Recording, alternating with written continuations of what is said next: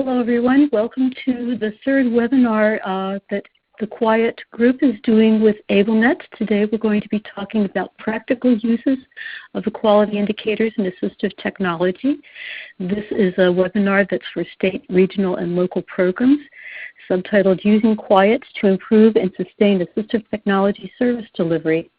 Your speakers today are almost Joan Breslin-Larson. That's my email address. I'm Joan. And the picture on the left is Diana Carl. Diana is unable to join us today, but instead we have with us Dr. Joy Zabala. Joy, do you want to say hi? Hi, everybody. It's nice to be here. So during the webinar today, you can see that you have an opportunity to ask questions. Please type them into the chat box, and Joy and I will answer them as we can. There might be times that we might be answering a question as it comes up, and we'll just say, well, let's defer that till a few slides on, but we'd like to have your questions as they come up so that we can give you the information that you need during the webinar. So today we're going to be focusing on leadership and assistive technology at all educational levels, whether it's in the preschool K-12 system or even in post-secondary. We're going to be talking about building a vision of change in systems that will benefit both systems, students and educators. And we're going to use the quality indicators in for assistive technology to identify strengths and areas that need improvement. And we'll talk about some strategies that will assist your team in moving towards develop sustainable change and in providing good AT services.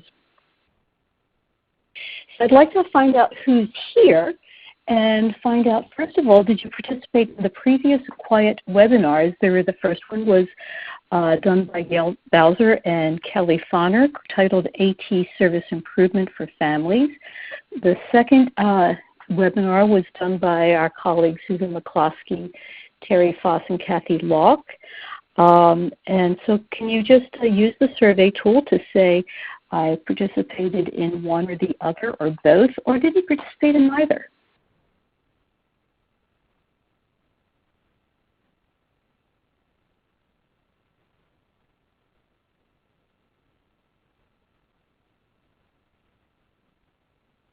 Okay, and I'll give you another moment to finish up, and then we'll move on to results.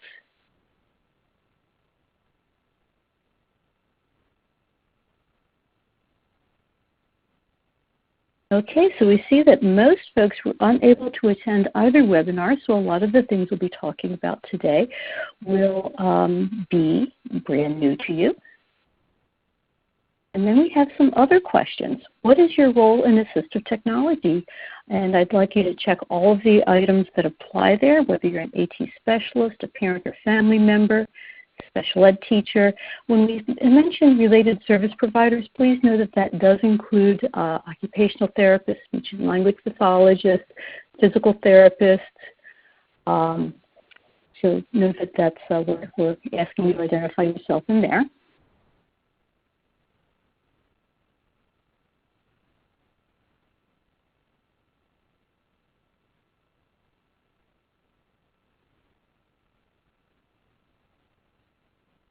Okay, one more moment, and we'll move on to results.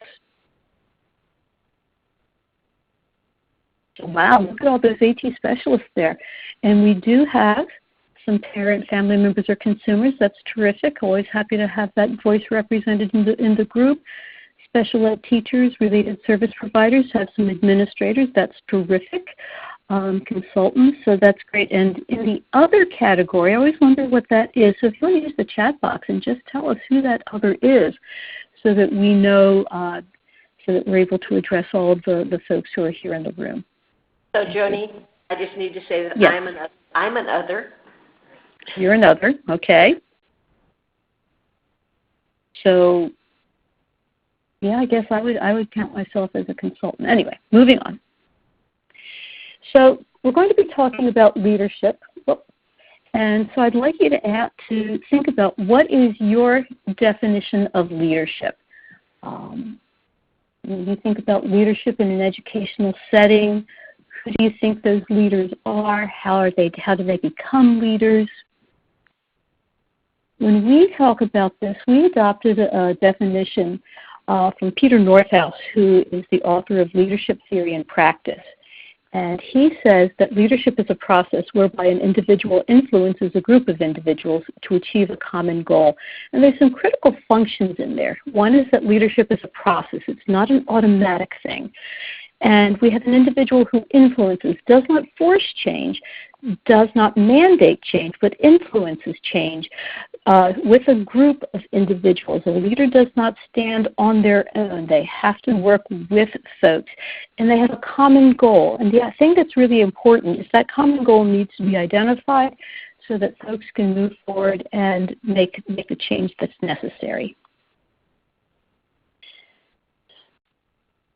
In the quality indicators, we have, and we'll talk about this later, we have quality indicators for administration. And I want you to think about administration and management as being the same thing, but they are very different than leadership. Management or administration has components of their work that talks about planning and budgeting, agendas, timetables, resources, organization of staffing, doing performance reviews, doing teacher evaluations, doing job placements, so setting rules and procedures. They do controlling and problem solving. They generate creative solutions and take corrective action. They're very concrete, measurable steps. Leadership, on the other hand, talks about establishing a direction, creating vision, figuring out what does that big picture look like, and set some strategies to achieve that. They align people rather than organize people. So they communicate goals, they seek commitment, they build that coalition. Rather than controlling and problem solving, they motivate and inspire, they energize their colleagues, they empower others, including subordinates, to meet those unmet needs. So leadership is more of, for me, a creative process, or it's a far more exciting process. Now, typically a manager is someone who's assigned by administration, so they're going to be responsible for things like budget, as we talked about, staffing assignments, and resource allocation. Most of the managers I've had have not prioritized assistive technologies in their own individual work plan. They think that there should be someone who takes that on and does that as more of a leadership kind of thing. So that manager has to look at the great big picture of how that school or entity, the classroom, operates. So AT does not necessarily come up for them. But an AT leader typically develops because they have a unique interest in assistive technology. It typically evolves from many different professional backgrounds, such as AT team members, classroom teachers, related service providers, folks who have developed an interest in AT perhaps because they've seen the cool stuff that happens with the students that they support through the use of assistive technology. They may have been to a workshop or a conference where they saw some very cool AT. Most folks come to AT through different pathways. AT leaders can be at the building, district, or regional level. What I've seen is that this is frequently added on top of other duties and becomes one of those other duties as assigned. And ideally, we want this to be supported by the administration or the management as part of a change initiative in AT, but that does not always happen. We know that ideally, when it is supported by a facilitative administration, that we're going to see much better things happening. So when we think about what an AT leader needs to provide, they, of course, have to have a specific knowledge of federal and state law relating to AT. One of the things we know is that individual states, individual districts, individual school buildings have different local policies. So you have to know what's meaningful and real in your own work placement. They have to have knowledge and skills related to assistive technology services and devices, and they also need to know about the educational environment, so what can happen inside that setting. So they need to know things like where do you have access to tools that you can borrow, what is available systematically or systemically for them to work inside that district, who are the go-to people. An AT leader also needs to have skills to support systems change and sustainable implementation. So they have to know about facilitation and collaboration. They need to know about providing good, effective professional development based hopefully on an adult learning model, which when we think about adult learning, we know that adults come to the table when they're interested in the topic or when it has meaning for them. So just as all of you are engaging in adult learning by coming to this webinar, we have to make sure that we have information and professional development that's ready for the learner when they're ready to learn that. I also want you to think about assigned leadership versus emergent leadership. When we have assigned leadership, it's appointed to the position based on the organizational structure. So it might be, assigned leadership might be the principal or a supervisor or director of special ed. In Minnesota, we have coordinators. We might have an AT team leader.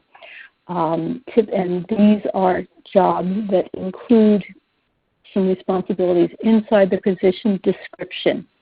Versus an emergent leader, which is my observing of AT leadership in schools over the last probably 35 years, I've noticed that this is more of how our leadership models actually occur. Emergent leadership emerges over a period of time through communication. This person is viewed by others as being a very influential AT team leader, and typically they're going to share team leadership rather than being somebody who thinks, I can do all of this by myself. Very few people are able to do AT for a district, for a team, all by themselves, and so these are folks who are willing to share and collaborate with others. One of the things we know about the advantages of emergent leadership is that these folks have boots on the ground knowledge. They know what's happening inside the classroom, inside the resource room, inside the school building, inside the district. They facilitate work with others to reach common goals and shared objectives. They're recognized by their peers for their knowledge and skills. They're that go-to person. They're also viewed as others as being very influential and able to make change happen. But there's also problems with emergent leadership. One is that lack of recognition and support by the agency management. And I think most of us have seen this happen where we take a really exciting idea and start to run with it, and then we say, oh, there's a budgetary conflict, or oh, we don't have time to put that into the professional development plan, or oh, nope, that conflicts. We can't do that because we're a Chrome school, or whatever the problem is. Emergent leadership might not align with agency vision or the supports that are available. And we know that unless there is support from management, we're not going to see emergent change strategies happen. And emergent leadership also creates some challenges in creating a long-term change, and that's what we want to see is what does a long-term change look like for practice in this school or in this building where I work. So Joan, I have a comment. Yes, please.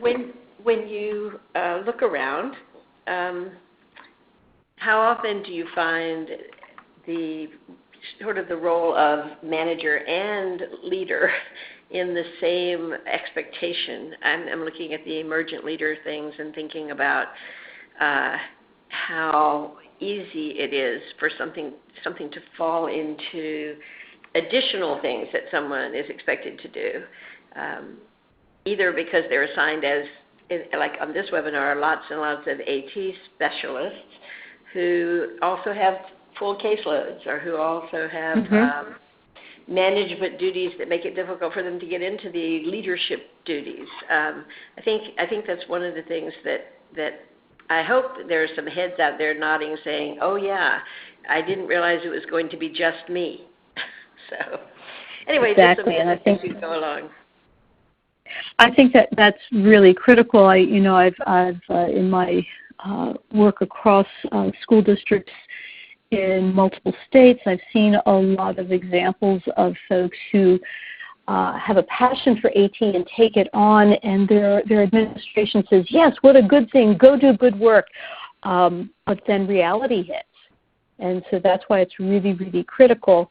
And this happens both to frontline workers, the teachers, the related service providers, as well as the coordinators and special ed directors. So it's really critical that all of them have the time and support that they need to really make this effective.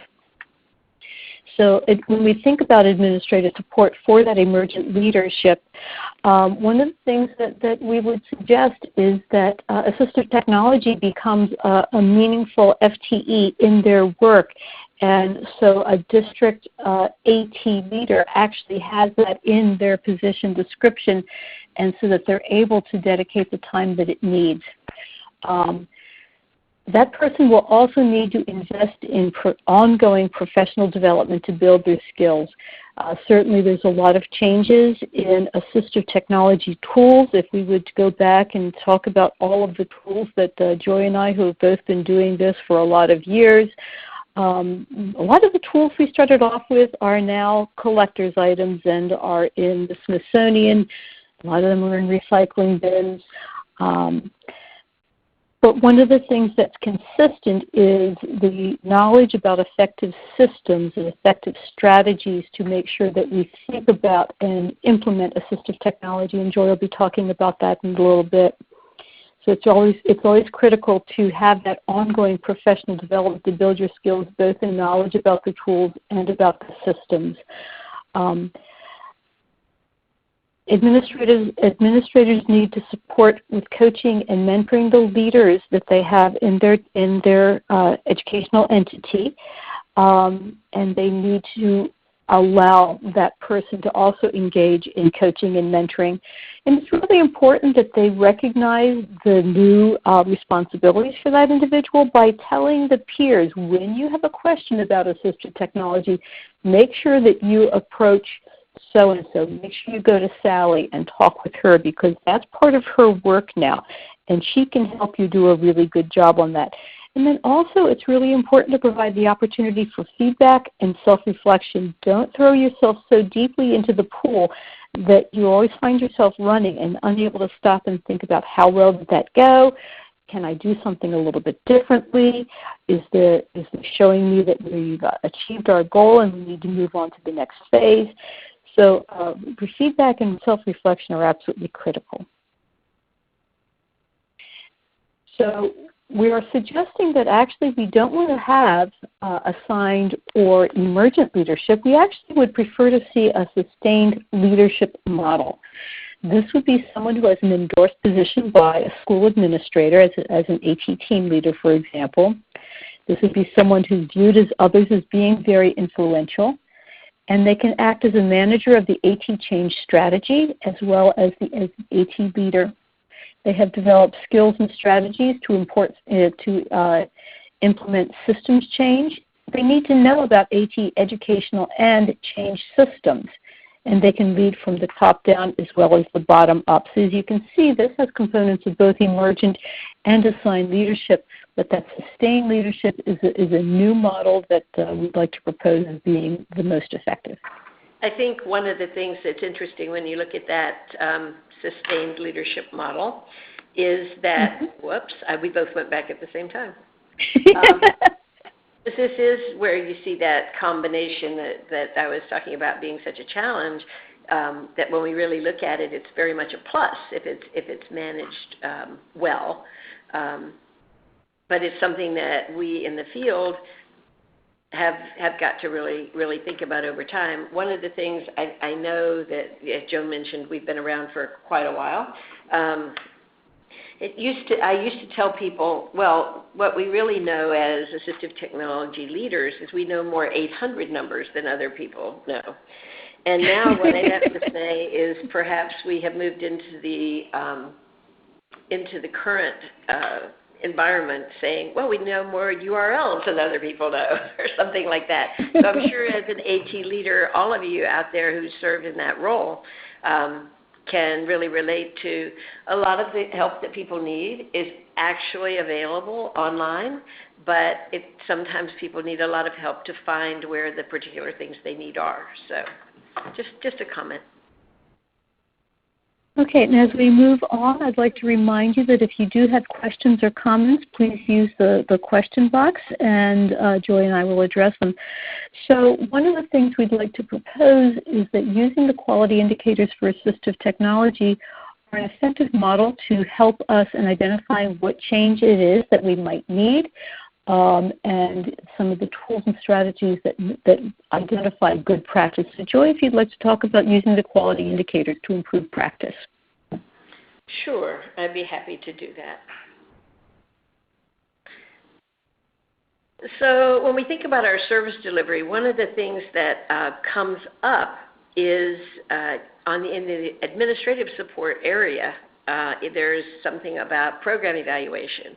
And really that's looking at your service delivery, thinking carefully about where your services are and where they need to be, or where you, and I say you as though you're an individual, but that it's really the whole team's vision, that it can't be one person's vision because we could all have a different vision, but really to spend that time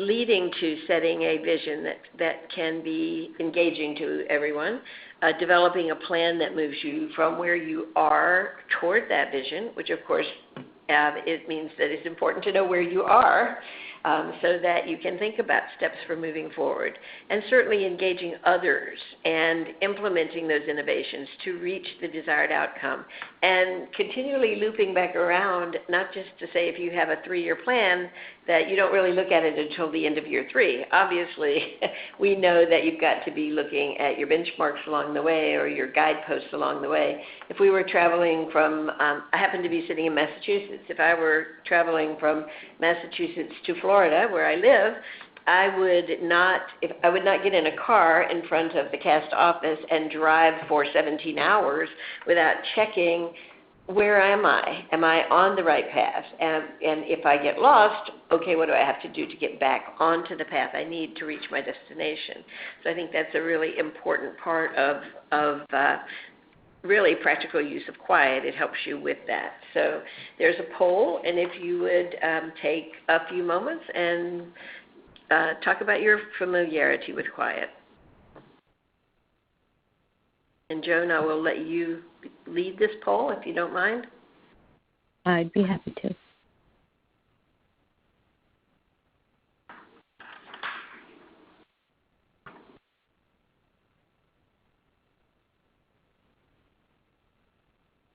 Okay, we'll take another moment. We see that our responses are coming in fast and furious.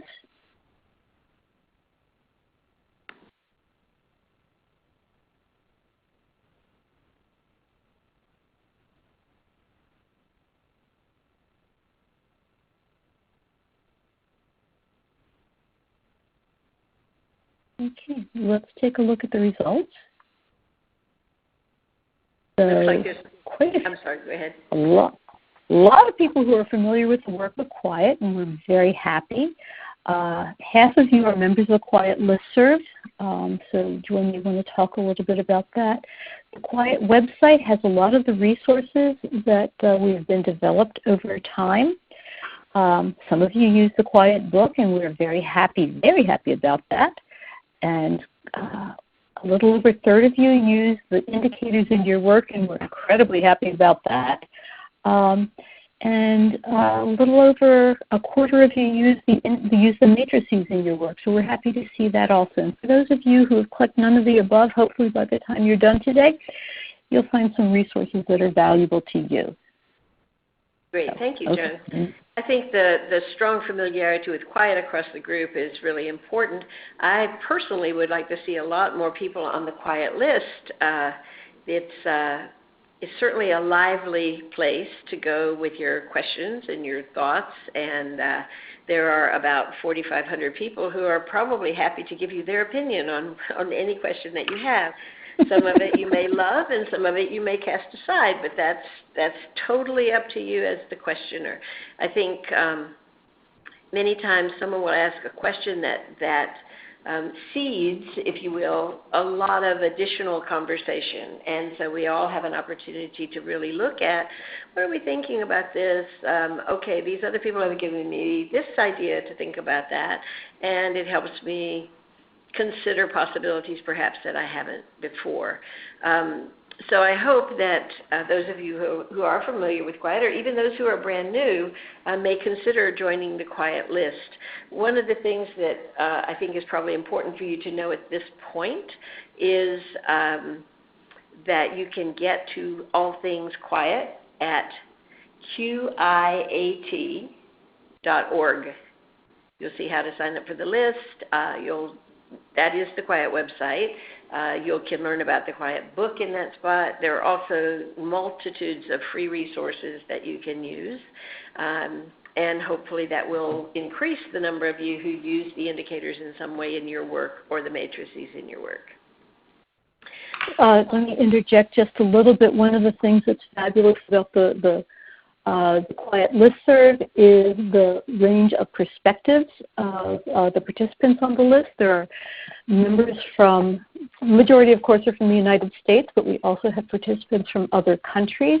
We have educators, we have family members, we have individuals with disabilities, we have folks like me who are retired but have spent a lot of years doing AT work, but the majority of the participants are frontline educators doing the everyday excellent work that supports kids with disabilities. So it's fabulous to get that vast range of perspectives on the list, and gives us I always come away every day with something new to think about. Yes, and Brian, I see in your comment is so true that the list is helpful, but people are busy and it makes it hard to keep up with. Absolutely, that's true, and because the QIAT list tends to be very active. So I think it's an important thing to look at possibly some of the delivery options and how things might come to you in a thread rather than just individual messages. I'm feeling your pain about 2 AT people in a district of 160 schools. So hopefully the website and knowing what's there will be helpful to you as well. So to go on, as I said, since so many of you are familiar with QIAT, I'm going to go through this quickly because there were still a significant number of people to whom QIAT is new. So basically the whole purpose of QIAT is to improve services and to increase the educational participation and results of students who are users of assistive technology, or perhaps would be users of assistive technology. Certainly to improve the quality and the consistency of services, one of the things that we've known always, and when I say we, I'm not talking about Joan and me, I'm talking about the hundreds of you, the thousands of you who've been struggling with high quality assistive technology services, is that sometimes things go remarkably well in some places with some students at some times, and sometimes they don't. And so to think about how to improve the consistency of services I think was one of the main things that is of ongoing concern to all of us, so that they're high quality and they are consistently high quality. And then certainly, of course, to support the implementation of IDEA and other legal mandates that are a part of assistive technology work. For example, a student may be served under IDEA, where it says you must consider the student's need for assistive technology. A student may also be served under a 504 plan when they do not need special education, specially designed instruction, but they do need assistive technology in order to participate in and benefit from general instruction, general participation in the general education curriculum. Many students with disabilities find that when they become more proficient users of assistive technology, that they are able to keep up with the regular curriculum and all of that. So we think about the supplementary aids and services that need to be provided to students with plans that are different from IDEA. And I would say at this point, another thing to think about when we think about those legal mandates is probably thinking not only within them but beyond them? How do we make sure that a student who perhaps is not having huge difficulties at this time may actually have barriers that pop up as the curriculum gets more demanding, as the writing assignments get longer, and how can we begin to anticipate places where barriers could occur in such a way that we can provide interventions and supports so that as things get more complicated, the student already has and knows how to use the tools that enable them to respond to increasingly challenging learning tasks. So just a thought related to that. So there are indicators in 8 areas. The indicators first began to emerge, since we're talking about leadership, emerging was just after consideration first appeared in IDEA. So as we talked about the important areas that people who are involved in the assistive technology world really needed to think about, the first 4 that we talked about were consideration and assessment, which was just is, and probably always will be an issue. And then looking at implementation and evaluation of effectiveness. The interesting piece is lots and lots and lots of time is spent on consideration, is spent on, actually not so much on consideration, more on assessment. And we have to really remember that the only reason we consider and assess is so that we can implement in a way that enables students to be more participative and productive, and that we evaluate that effectiveness and continually improve those services. Then later on, AT and the IEP and transition were added, and then the 2 systemic pieces. All of those pieces I just mentioned really can be, they should be systemic as well, but they can be applied to each child. Administrative support and professional learning or professional development are also systemic pieces. They're not something that is about one child or one service provider, but what happens within the system, so that the 6 areas that actually apply to every child are actually put in place in a way that is both high quality and accurate, but also is feasible. So there are some assumptions across all of the areas. What we found as we were looking at the indicators was that 5 to 7 indicators seemed to be about the right number. And we found that there were some things that we had originally put within an indicator area and then realized, wait a minute, that's really right for all areas. And these are those assumptions, that they require ongoing collaborative work. One of the things that we say about QIAT is that it applies pretty much anywhere, because it doesn't say this is exactly how you do it. Rather, this is something that needs to be a part of your services. So when we think about requiring ongoing collaborative work, we've sort of said it doesn't matter what sort of service delivery. You'll see that third one, regardless of the model of service delivery, they apply. However, one of the things that I think personally is that if you are doing what someone once called Lone Ranger rehab, where you're the only person that's doing this work and you have no one to collaborate with, or you are simply not including those people, that there is definitely a bias for collaborative work. So even though regardless of the model of service delivery, do think about collaborative being an underscore of all of that.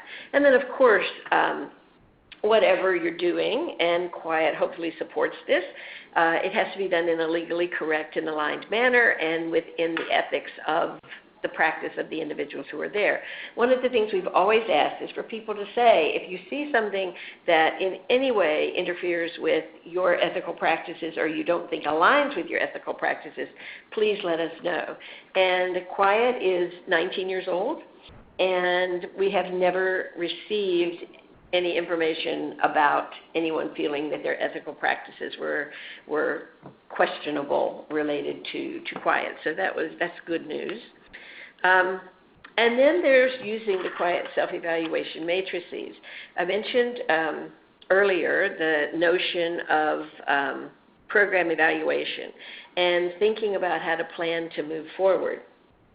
So one of the things to think about in using these matrices which is basically a change instrument that provides you with the indicator and then 5 steps toward excellence. And you can start out wherever you are, wherever your team feels you are on that, within those 5 choices, and then look at, okay, what are some steps to move forward to the next area? Because what we know is you can't move from where you are to where you want to be within 2 seconds. So the matrices can be very helpful in assessing your current practices, and the reason to do that is so that you have a baseline that lets you know what kind of improvement plan you need for change. And I would say that in developing those improvement plans, the key thing you're looking at is where are we now and where do we want to be? If you, as Joan mentioned earlier, if you don't have that vision of where you want to be, it's very difficult to develop any sort of plan for how to get there. And then you can also determine progress and measure the levels of improvement that have occurred or not occurred, and go back and look at your plan again and see what you have to do, very much like the map illustration I was giving a little bit earlier. So when we explore the QIAT matrices, there is a matrix, as I mentioned, for each of the indicator areas. They're based on that rubric of the innovation configuration model. It's a wonderful model with an absolutely awful name, but it's basically looking at steps of change, not just the unacceptable to best practices as something that's going to happen just like that. So some of these things I have already said because I didn't look carefully at what slide was coming next. And so, Joan, would you take over and talk about how some people might be using the guidelines, and they'll have an opportunity to see a little bit about what they look like at the same time. Okay, terrific. Thank you, Joy. So Joy mentioned earlier we have 8 different indicator areas, and inside each of the 8 indicator areas, there's 5 to 7 individual indicators. For each of those 5 to 7 indicators inside the 8 areas, holy cow, we have an innovation configuration matrix built out that is very detailed. So this is an example of one matrix of one indicator in the area of documenting assistive technology in the IEP. In this case, we're looking, this is a sample of an indicator that was indicator matrix that was completed by an AT team in a district. And they looked at the very first indicator that says the education agency has guidelines for documenting AT needs in the IEP. And you can take a look at the innovation configuration matrix that goes from 1, which is not such good practice, all the way through 5, which is excellent practice. And you can see that the team is able to determine their practice based on what they see happening in their own district. In this case, the team indicated that their performance was a 1, because it was very clear they did not have guidelines about how to document assistive technology in the IEP. And so they decided that what they needed to do was build an improvement plan to move their practice further along the matrix, to go from a 1, hopefully, to a 2, 3, 4, or 5. Now, one thing that I want to suggest is that it's not good that for many districts, for many teams, when they complete this, it becomes rather overwhelming if they're just establishing their practice in assistive technology. So don't think that if you're going to use these matrices to determine an action plan, don't think you're going to address all of the areas where you see not such good practice. Find the ones that are most foundational to your practice and choose an action plan that's based on those. If you jump on everything all at once, you're going to kill yourself because it's so overwhelming and you won't make progress. So choose those foundational pieces. One of the things that I personally believe, and I think Joy would agree, is that the most foundational of all is consideration of assistive technology, making sure that you know how to think about assistive technology for all students and do it consistently across all IEP teams. In this case, we have a team that chose that the area where they needed the most work was documenting assistive technology in the IEP. And in fact, just before this webinar started, I was reviewing a question on the QIAT listserv that was specifically about documenting AT in the IEP. And my response was, by the way, go look at the indicator areas as well as providing some other information.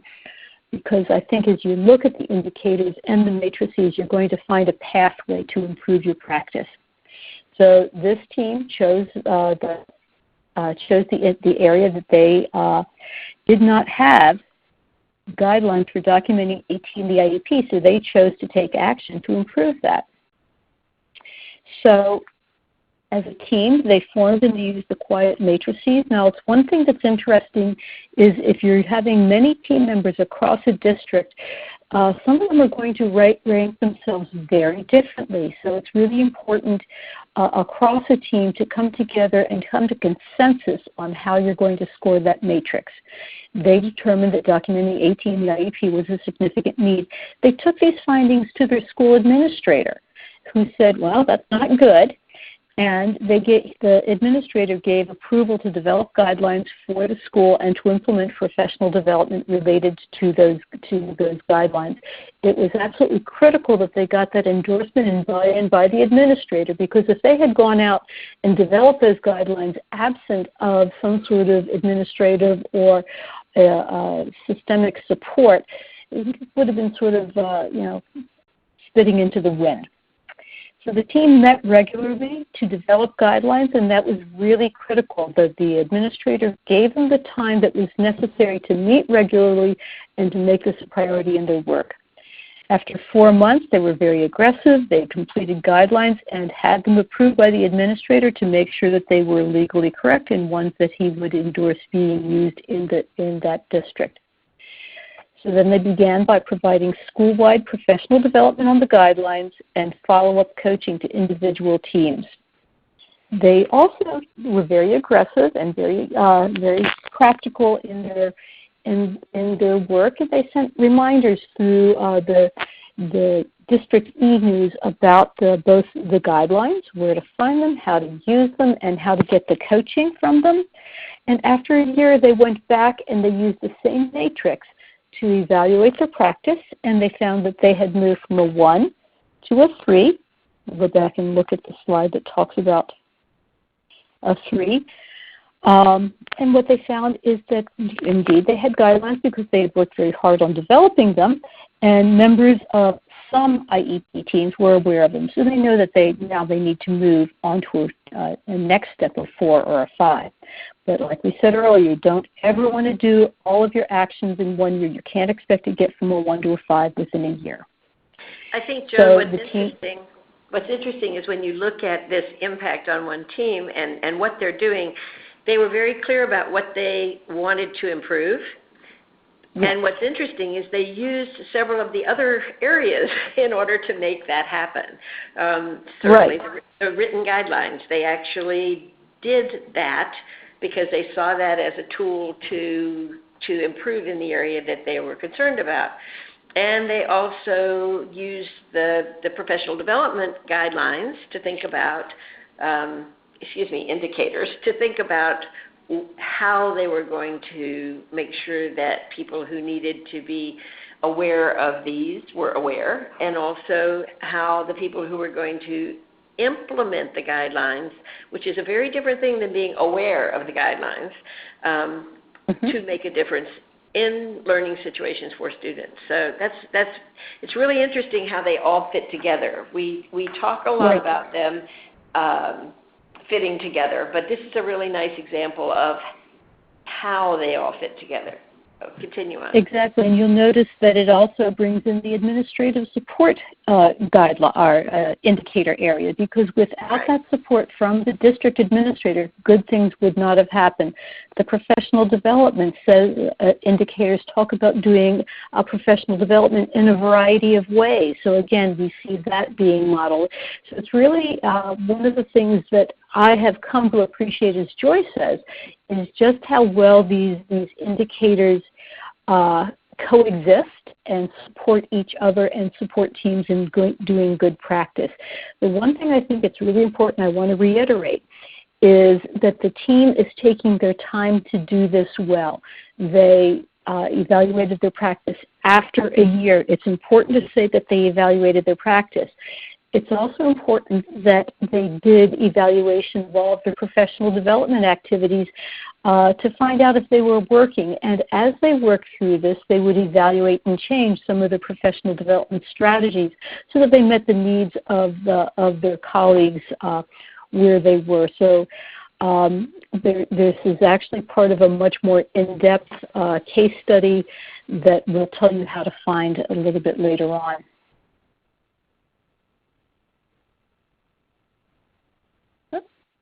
Okay, there's the arrow. So, and this is where you can find out more about that case study. Diana Carl, who was supposed to be with us this morning, and I worked on some modules that are available through the Texas Assistive Technology Network. It's a 4 PowerPoint module with notes and resource materials and an in-depth case study that this was the teeny little mini chunk of, so you can follow this URL to get to those modules, the leadership modules. You can use those, and they're based on how to build a systemic leadership model and build good change within your educational entity. It's based on both the work of QIAT, as we've talked about this morning, and the science of implementation, which is the work of the National Implementation Research Network at University of North Carolina, Chapel Hill. And we are finding in our work at QIAT that those two initiatives blend together very nicely and help support building effective change. And those resources are available online, and any of you can go in and take them and use them. We think that it will be of great benefit to you. I'd like to talk about some of the resources that are available from QIAT. Joy already mentioned the QIAT website. Inside the website, there are resource documents that relate to each of the individual indicator areas, guiding documents. There are the indicators themselves, as we talked about, in the 8 areas with the 5 to 7 indicators and intent statement, as well as the matrices, and these can all be downloaded and used by you in your own practice. There are planning forms and supplementary documents, information on how to subscribe to the QIAT list, as well as information on how to unsubscribe from the QIAT list, which is probably one of my favorite things to rant about. Also on the QIAT website, you can find resource documents that your colleagues across the country have developed and would like to share. We do not encourage sending attachments to the QIAT list, so if someone's developed a resource document that they find to be useful, they'll post it at the resource section of the QIAT site, and it's there for your use. There's also an archive, so anything anyone has ever written to the QIAT list is archived for all time. And you can go back to, I think, 1998, Joy? That's correct. Is that when Joy Zabala wrote the very first posting to the QIAT list? They're all there. Sometimes I go back and look at some of the questions I asked when I was a baby little AT specialist and go, oh, I was so naive. And the level of support and coaching and mentoring that I received from the now 4,000 some QIAT members has been fantastic. There is, of course, the book Quality Indicators for Assistive Technology, a comprehensive guide to assistive technology services, which is based on the QIAT indicators written by the QIAT leadership team and can be purchased from CAST Publishing. And there are 11 members to the QIAT leadership team. You can reach all of us at one time by sending an email to quietleadership@gmail.com. And actually, I get those messages and forward them on to other members or answer them directly if I need to. So now I'd like to find out, do any of you have any questions or thoughts about the content that we've shared with you today? We've got 10 minutes left. So. Yep. I noticed that there are not currently any questions in the chat box or even any comments. It doesn't have to be a question. It can be a comment like the one that Brian shared.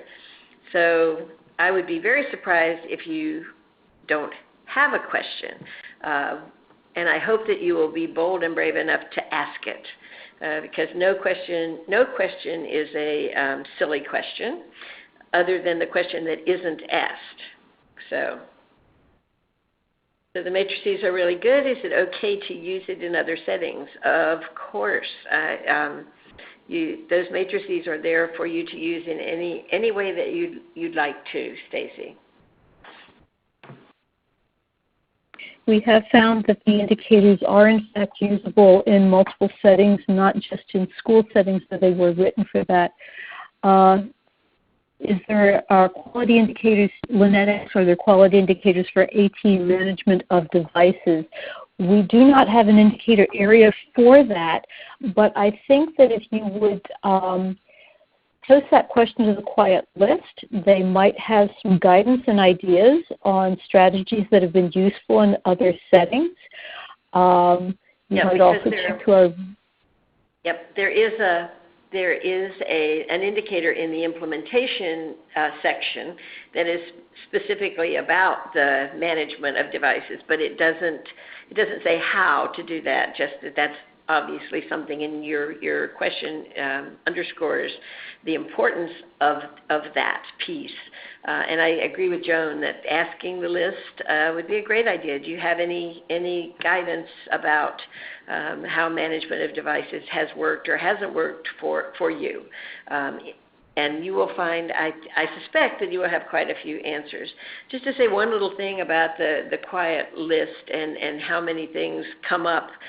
Years and years ago, I was getting ready to do a presentation. I think it was at ATIA, and the presentation was several of us talking about the online kinds of things. And we talked about the listserv, and we talked about other things that were not about QIAT at all.